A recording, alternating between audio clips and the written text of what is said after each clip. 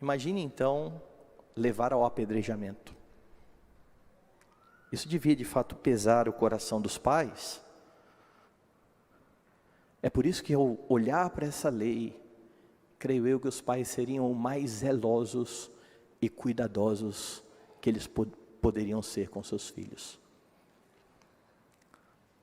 Porque se um filho fosse levado ao apedrejamento, depois dos pais ensinarem, disciplinarem, ele é rebelde quanto mais, é uma coisa. Mas os filhos serem levados ao apedrejamento, com a negligência dos pais, é algo muito sério. A disciplina final era exatamente essa. Agora, alguém pode dizer, pastor, isso é muito difícil. Isso é muito difícil. Isso é impossível. E eu me junto a você. Isso é muito difícil. E para complicar um pouco mais, nós não temos no Antigo Testamento nenhum registro dessa lei sendo cumprida.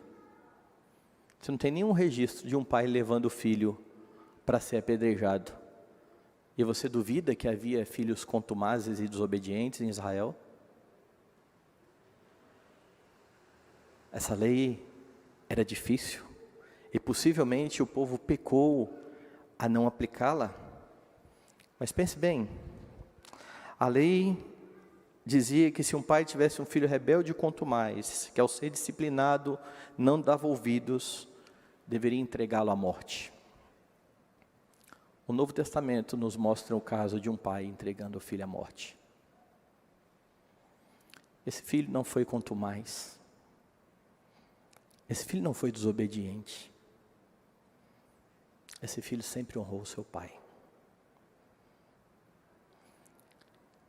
Ele abriu mão da sua glória, se fez servo, foi obediente até a morte, morte de cruz, sem um pecado sequer. Aquele que é o seu Redentor foi levado à morte e moído pelo seu próprio Pai, traspassados por causa das nossas iniquidades. O castigo que nos traz a paz estava sobre ele. Ele nunca cometeu pecado algum. Então, antes de olhar para uma lei dessa e dizer que Deus é esse, lembre-se do Deus que deu o seu Filho, o entregou à morte, para que todo aquele que nele crê tenha os seus pecados cancelados, tenha os seus pecados cobertos pelo sangue redentor. E se você continuar a leitura de Deuteronômio e ver a lei que vem logo em seguida, você vai perceber que tudo isso já apontava para Cristo. Porque o verso 22 diz assim: se alguém houver pecado passível de pena de morte, e tiver sido morto, e o pendurares no madeiro, o seu cadáver não permanecerá no madeiro durante a noite, mas certamente o enterrarás no mesmo dia, porquanto o que for pendurado no madeiro é maldito de Deus.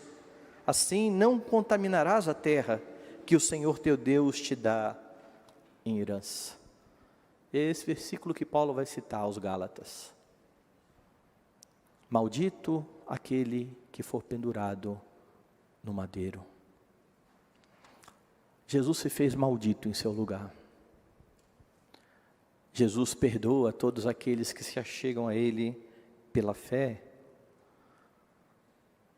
Mas a prova de que alguém se achegou a Ele pela fé é o modo como nós nos relacionamos com os seus mandamentos. Aquele que tem os meus mandamentos e os guarda, esse é o que me ama.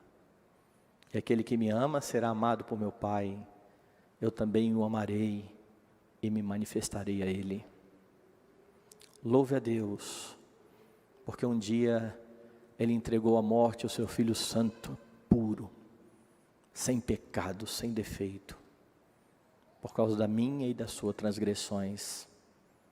E essa é a única razão de podermos nos reunir aqui nesses dias, a fim de aprender sobre como ter uma família vivendo em santidade aos pés do Senhor. Ele se deu para que tenhamos vida em abundância. Ele nos deu o Espírito para que compreendamos a sua palavra, para que apliquemos ao nosso coração. Dedique-se a isso. Cuide do seu lar, cuide da sua esposa, cuide do seu marido, cuide dos seus filhos.